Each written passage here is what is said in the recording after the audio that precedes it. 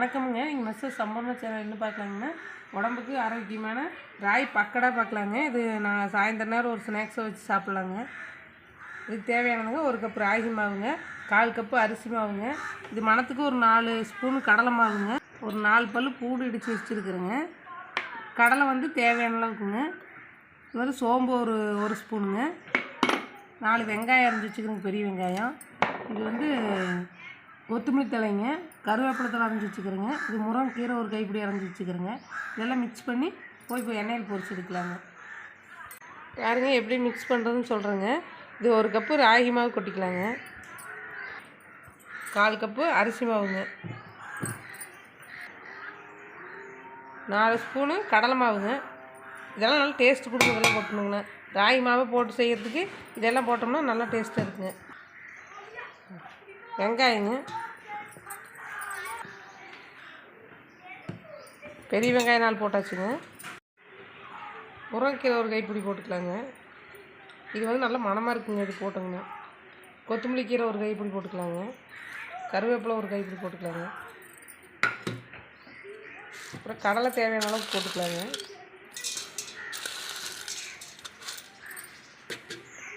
அப்புறம் அரைச்சி வச்ச பூண்டு 4 பூண்டு நசுக்கி வச்சுக்கிறேங்க, அதையும் போட்டுக்கலாங்க. சோம்பு இது மணத்துக்குங்க, இதையும் போட்டுக்கலாங்க.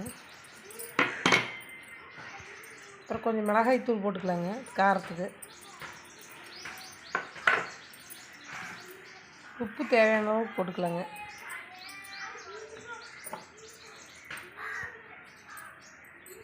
கொஞ்சமான சமையல் சோடா சேர்த்துக்கலாங்க, கொஞ்சம் மிளகு.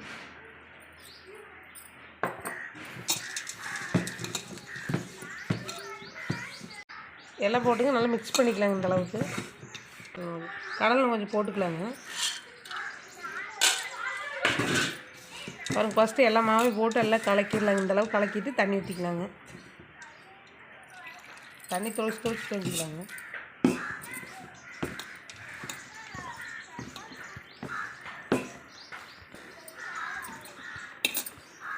ஃபஸ்ட்டு தண்ணி ஊற்றிட்டா கொலன்னு போயிருங்க. அதனால் நம்ம தொளிச்சு கணக்காக தேவையான அளவுக்கு தண்ணி ஊற்றி இப்படி பழன்னு பேஞ்சிக்கலாங்க.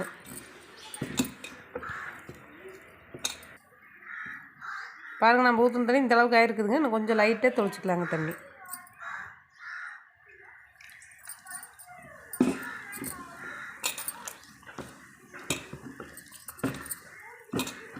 உப்பெல்லாம் சரியாக்குதுன்னு பார்த்துட்டு அப்புறம் எண்ணெயில் போட்டு பொரிச்சிக்கலாங்க.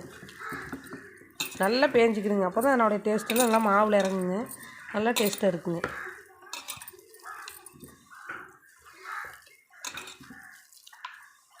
இன்னும் கொஞ்சம் லைட்டாக தண்ணி ஊற்றிக்கலாங்க. இந்த அளவுக்கு இருக்குதுங்க. இன்னும் கொஞ்சம் லைட்டாக தண்ணி ஊற்றிக்கலாங்க.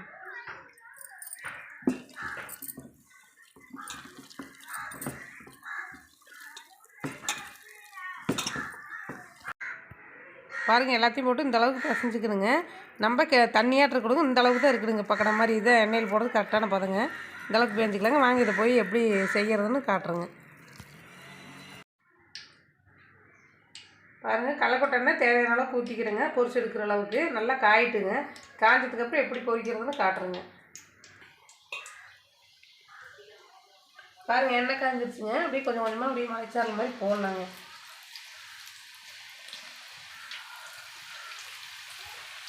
இப்படி போட்டுக்கலாங்க. இதனால் சின்னதாக போட்டுக்கலாங்க. அப்போ தான் நல்லா பொரியுங்க.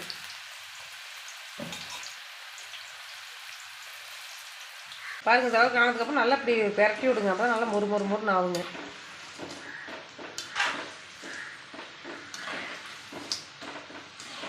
வீட்லேயும் நல்லா ஹெல்த்தியாக செஞ்சு சாப்பிட்டுக்கலாங்க. கடையில் போய் வாங்குறதுக்கு நம்ம நீட்டாக 1 கப்பு மாவு இருந்ததுன்னா போதுங்க. அரிசி மாவு கடலை மாவுலாம் தேவைன்னா போட்டுக்கலாங்க, இல்லைன்னா ராகி மாவே போதுங்க. அதிலே போட்டு செஞ்சுக்கலாங்க. அதெல்லாம் போட்டால் நல்லா டேஸ்ட்டாக இருக்குங்க. அதனால தான் அது போடுறதுங்க. கொஞ்சம் நல்லா உதிரியே போடணுங்க. அப்போ தான் சாப்பிட்டு நல்லா மொறுன்னு இருக்குங்க. நல்லா வேகட்டுங்க. நல்லா மொறுன்னு ஆட்டுன்னு எடுக்கணுங்க. அப்போ தான் நல்லா டேஸ்ட்டாக இருக்குங்க. இதோட டீ காஃபி வேணுங்கிற காஃபி வச்சு சாப்பிட்டுக்கலாங்க. நல்லா இருக்குங்க. கடலையெல்லாம் நம்ம எதுக்கு போடுறதுனா நல்லா மொறுன்னு இருக்குங்க. சாப்பிடும்போது நல்லா டேஸ்ட்டாக இருக்குங்க. கடலை இருந்தால் போட்டுக்குங்க, கடலை இல்லைன்னா கடலைப்பருப்பு இருந்தால் கூட போட்டுக்கலாங்க. அதுவும் நல்லா டேஸ்ட்டாக இருக்குங்க.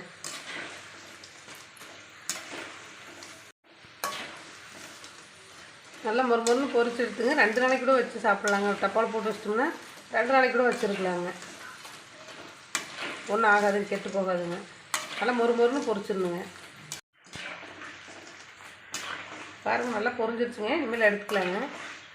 வீட்லேயே ஒரு 10 நிமிஷத்தில் மாவு இருந்தால் ஒரு 10 நிமிஷத்தில் சீக்கிரமாக செஞ்சிடலாங்க. இந்த ஸ்நாக்ஸு செஞ்சு பசங்களுக்கெல்லாம் கொடுக்கலாங்க, நாமளும் சாப்பிட்லாங்க, வீட்டில் இருக்கிற பெரியவங்களுக்கும் கொடுக்கலாங்க. நல்லா உடம்புக்கும் சத்தானதுங்க, ஆரோக்கியமானதுங்க.